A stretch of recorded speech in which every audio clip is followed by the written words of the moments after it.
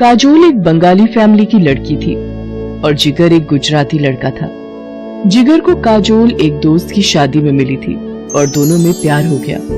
दोनों ने अपने अपने परिवार वालों को इस शादी के लिए मना ही लिया और फिर काजोल और जिगर की शादी हो जाती है। काजोल की सास अल्पना को अपनी बहू को लाने का बहुत चाव था, पर काजोल बंगाली थी। यही बात अल्पना को पसंद नहीं आ रही थी। काजोल भी कहीं न कहीं एकदम से बंगाली परिवार से गुजराती परिवार में आ गई थी, तो वो भी इस बात से थोड़ा घबरा रही थी। शादी करके तो तुम आ गई हो, लेकिन हमारी गुजराती रीति रिवाज भी तुम्हें सब सीखने होंगे। और रही बात भोजन की, तो हमारे यहाँ शुद्ध शाकाहारी भोजन ही बनता है। तुम्हें चावल और मच्छी खाना छोड़ना होगा। माँ, मैंने काजोल को पहले कह दिया था कि हमारे घर पर शुद्ध शाकाहारी भोजन ही बनता है और इस बात से काजोल को कोई ऐतराज नहीं है। जिगर की बात सुनकर काजोल कमरे में आकर जिगर से कहती है, तुम्हें तो पता है मछली और चावल मेरे पसंदीदा भोजन में से एक है। अब तुम ही बताओ, मैं ये सब खाए बिना कैसे रहूंगी? आज सुबह भी नाश्ते में मेरा पेट बिल्कुल भी नहीं भरा। वही ढोकला थेपला कैसे खाऊंगी मैं ये सब रोजाना? तुम ही बताओ मिहिर। काजोल, तुम जानती हो ये शादी हम दोनों की सहमति से हुई है, तो हमें इस शादी को आगे बढ़ाने के लिए कहीं ना कहीं तालमेल तो बिठाना ही होगा। अच्छा, मैं ऑफिस निकल रहा हूँ, शाम को जल्दी आ जाऊंगा। मिहिर ऑफिस चला जाता है। ऐसे ही कुछ दिन बीत जाते हैं। एक शाम अल्पना काजोल को कहती है, काजोल, मकर संक्रांति का त्योहार आ रहा है, घर में मेहमान भी आएंगे। इस बार मकर संक्रांति की सारी तैयारी तुम्हें ही करनी है और हाँ, खिचड़ी का प्रसाद भी तैयार करना है। अब ये सब कैसे करूंगी? मैंने तो कभी ये प्रसाद वाली खिचड़ी बनाई ही नहीं। माँ को फोन करती हूँ। अरे तू चिंता क्यों कर रही है काजोल, मेरी सहेली सेजल भी गुजराती है, उससे पूछकर मैं तुझे सब बता दूंगी। तो एक काम कर, मैं तुझे उसका फोन नंबर दे देती हूँ, तो उससे फोन पर बात कर लेना। ठीक है माँ, मुझे उनका नंबर दे दो, मैं उनसे बात कर लेती हूँ। काजोल जितना हो सकता था वो अपनी मम्मी की फ्रेंड सेजल से फोन पर पूछ लेती है, पर करना तो काजोल को खुद से था। काजोल, मेहमान आने शुरू हो गए हैं, खिचड़ी बनने में अभी कितनी देर है? माँ जी, मैं बस बना ही रही हूँ, जल्दी से तैयार करो, तुम्हारे पास आधे घंटे का समय है। आधे घंटे में खिचड़ी बनकर तैयार हो जानी चाहिए। अल्पना रसोई से बाहर चली जाती है। अल्पना बहन जी, और काजोल बहू नजर नहीं आ रही जी? वो आप सबके लिए खिचड़ी का प्रसाद तैयार कर रही है। अल्पना बहन, तुमने अपनी बहू को बंगाली से गुजराती बना ही दिया। अब क्या करूं, अपने गुजराती रीति रिवाज तो सिखाने ही पड़ेंगे। आप लोग बैठिए, मैं जरा भी आती हूँ। वो आ गई आपकी बहू। माँ जी, ये खिचड़ी का प्रसाद। खिचड़ी तो बड़ी स्वादिष्ट बनाई है काजोल बहू। हाँ, ये तो सच है, प्रसाद बहुत बढ़िया बनाया है, बिल्कुल गुजराती तरीके से। YouTube पर सही दिखाया था। हींग जीरे का छौंक, हींग जीरे की खुशबू से खिचड़ी और भी स्वादिष्ट हो गई। सब मेहमान बहुत खुश होकर जाते हैं, पर अल्पना अभी भी सुकून में नहीं थी। मुझे पता है, आज तुमने अपनी मम्मी की सहेली से पूछकर और YouTube पर देखकर जैसे तैसे प्रसाद की खिचड़ी बना ली, पर अभी इतना खुश होने की जरूरत नहीं है। आगे अभी हमारे और भी रीति रिवाज हैं जिन पर ध्यान देने की बहुत जरूरत है। एक प्रसाद की खिचड़ी बनाने से तुम गुजराती नहीं बन गई हो। अल्पना की बात सुनकर काजोल बहुत दुखी होती है और कमरे में आ जाती है। तभी जिगर भी आ जाता है। अरे तुम माँ की बातों को दिल पर मत लिया करो, उनका स्वभाव ही ऐसा है। अच्छा, एक काम करो, तुम मेरे साथ बाजार चलो, मैं तुम्हें तुम्हारी पसंद के बंगाली रेस्टोरेंट से तुम्हारी फेवरेट डिश खिलाता हूँ। नहीं नहीं, हम बाजार का कुछ क्यों खाएं? क्या तुम मेरे हाथ की बनी गुजराती खिचड़ी नहीं खाओगे? अरे हाँ, मैं तो भूल ही गया था, तुमने तो आज खिचड़ी बनाई है। जल्दी से गरम गरम खिचड़ी लेकर आओ और ऊपर से थोड़ा देसी घी भी डाल देना। अल्पना और काजोल का रिश्ता इसी तरह से चल रहा था। अल्पना के मन में काजोल के लिए खट्टी मीठी तकरार का सिलसिला अभी भी कायम था।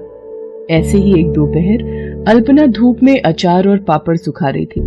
तभी उसकी पड़ोसन मनोरमा घबराई हुई आ जाती है।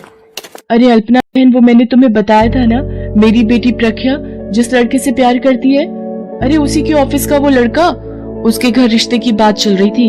वो लोग शाम को शगुन लेकर आ रहे हैं। तो ये तो बहुत अच्छी बात है मनोरमा बहन, पर तुम इतना घबरा क्यों रही हो? घबराने की बात ये है अल्पना बहन कि लड़के वाले बंगाली हैं और हम लोग गुजराती। लड़के ने फोन पर बताया है कि उसके दादा दादी भी साथ में आ रहे हैं और वो लोग बंगाली खाना ही खाते हैं। और लड़के ने कुछ पसंद की चीजें भी बताई हैं जो परिवार के लोगों के लिए बनानी है। कुछ समझ नहीं आ रहा बंगाली खाना कैसे बनाऊंगी, और प्रख्या को भी बंगाली साड़ी ही पहनकर तैयार होना है। अगर आप कहें तो मैं आपकी कुछ मदद करूं आंटी जी। देख नहीं रही हो मनोरमा बहन बड़ी परेशान है, तुम क्या भला मदद करोगी इनकी। अरे हाँ अल्पना बहन, तुम्हारी बहू भी तो बंगाली है। काजोल बहू, फिर तो बंगाली रीति रिवाज बहुत अच्छे ढंग से हो जाएंगे ना, कोई कमी तो नहीं रहेगी। आंटी जी आप प्रख्या की सगाई की जिम्मेदारी मेरे ऊपर छोड़ दो, मैं सब कुछ संभाल लूंगी। काजोल जो बंगाली साड़ी अपने दहेज में लाई थी वही प्रख्या को पहनाकर तैयार करती है। लड़के वाले प्रख्या को बंगाली तरीके से तैयार देख बहुत खुश होते हैं। तरह तरह के बंगाली व्यंजन जब मनोरमा परोसती है तो सब बहुत वाहवाही करते हैं। मनोरमा लड़के वालों को काजोल और अल्पना से मिलवाती है। प्रख्या की सगाई का फंक्शन बहुत अच्छे से निपट जाता है।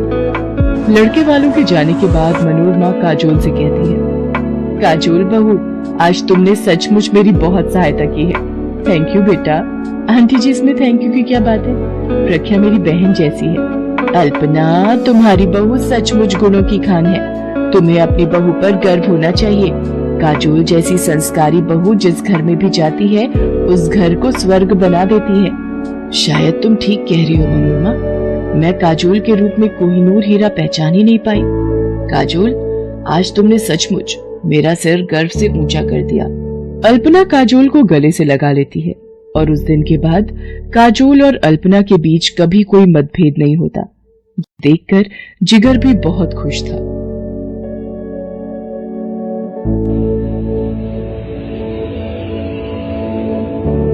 डेजी, हमारी फ्लाइट अभी दिल्ली पहुंचने ही वाली है।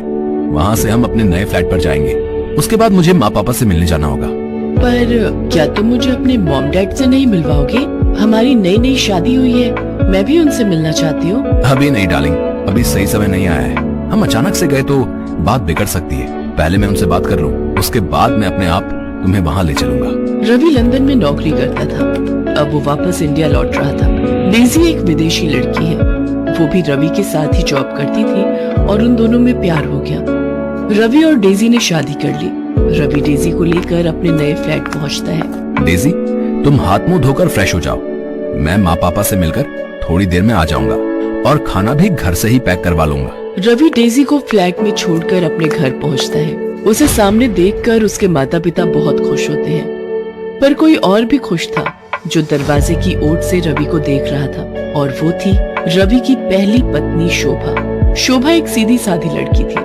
रवि 3 साल पहले जब लंदन गया तो जाने से पहले ही उसकी शादी शोभा से करा दी गई थी, पर रवि शोभा को बिल्कुल भी पसंद नहीं करता था। इसका कारण यही था कि शोभा गांव की लड़की थी। अच्छा हुआ तू वापस आ गया, अब शोभा के साथ आराम से रहना। तुम दोनों को तो बिल्कुल समय ही नहीं मिला एक दूसरे के साथ रहने का। अरे जानकी, अब इसने कहाँ जाना है? अब तो इसने अपनी पत्नी और होने वाले बाल बच्चों की जिम्मेदारी ही संभालनी है। माँ जी, मैंने इनके लिए खीर बनाई थी, मैं ले आऊं? हाँ हाँ बहू, इसमें पूछने वाली कौन सी बात है। विदेश में तो वैसे भी इसे खीर खाने को नहीं मिलती होगी।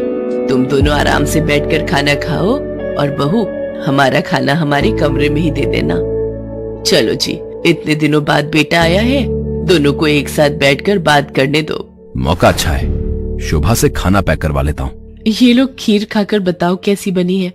आज लाल रंग की साड़ी पहन रखी है, बिल्कुल इंडियन स्टाइल में तुम तैयार हुई हो। वैसे आज ये सब क्यों? रवि शाम को आने का वादा कर लेता है, पर उधर उसे शोभा का भी व्रत खुलवाना था। रवि, आज तू कहीं नहीं जाएगा, आज बहू ने व्रत रखा है। जैसे तुम्हारे पिताजी मेरा व्रत खुलवाएंगे, वैसे ही तुम्हें भी बहू का व्रत खुलवाना है, समझे? पर माँ, मुझे शाम को ऑफिस का काम है। अच्छा ठीक है, पर मैं ज्यादा देर तक नहीं रुकूंगा, मुझे किसी जरूरी काम से बाहर जाना है। शाम को रवि जल्दी जल्दी शोभा का व्रत खुलवाता है और डेजी के पास पहुंचता है। डेजी उसका इंतजार कर रही थी। शोभा को वीडियो कॉलिंग कर लेती हूँ। डेजी शोभा को वीडियो कॉलिंग करती है। हाय शोभा, कैसी हो? मैंने तुम्हें ऐसे ही फोन किया है कि मुझे तुम वीडियो कॉल पर ही समझा देना कि मुझे कैसे अपने हस्बैंड की पूजा करनी है, ठीक है? मैं वीडियो पर आती हूँ। रवि डार्लिंग, इधर तो आना। क्या बात है, तुम पूजा छोड़कर वीडियो कॉल पर किससे बात कर रही हो? आओ रवि, ये देखो मेरी सहेली शोभा। आप डेजी के पति, और फिर न चाहते हुए भी सारी सच्चाई सबके सामने आ जाती है। तुझे शर्म नहीं आई? एक पत्नी के होते हुए तूने इस विदेशी लड़की से ब्याह कर लिया। अरे शोभा, में क्या कमी थी जो तू इस विदेशी से शादी करके इसे साथ ले आया? मैं क्या करता? आप लोगों ने जबरदस्ती मेरी शादी एक ऐसी लड़की से करवा दी जो पढ़ी लिखी भी नहीं थी और जिसे शहर के कोई तौर तरीके नहीं आते थे। माँ पिताजी, मैं डेजी से प्यार करता हूँ, वो मेरी पत्नी है। मैं ये घर हमेशा के लिए छोड़कर जा रहा हूँ। आप रखो अपनी बहू को अपने पास। क्या हुआ डेजी, चलो, तुम रुक क्यों गई? नहीं रवि, तुम शोभा को इतनी बड़ी सजा नहीं दोगे। ये तुमसे सच्चा प्यार करती है जैसे मैं तुमसे करती हूँ। शोभा की कोई गलती नहीं है, वो तुम्हारी पहली पत्नी है और मैं शोभा को छोड़कर कहीं नहीं जाऊंगी। डेजी का ऐसा व्यवहार देखकर शोभा और उसके सास ससुर हैरान रह जाते हैं। शोभा डेजी को गले लगा लेती है और उस दिन के बाद से देसी और विदेशी दोनों सौतन बहू बहनों की तरह रहने लगती हैं। रवि को भी अपनी गलती का एहसास हो जाता है और वो अपनी दोनों पत्नियों को बराबर का हक देता है।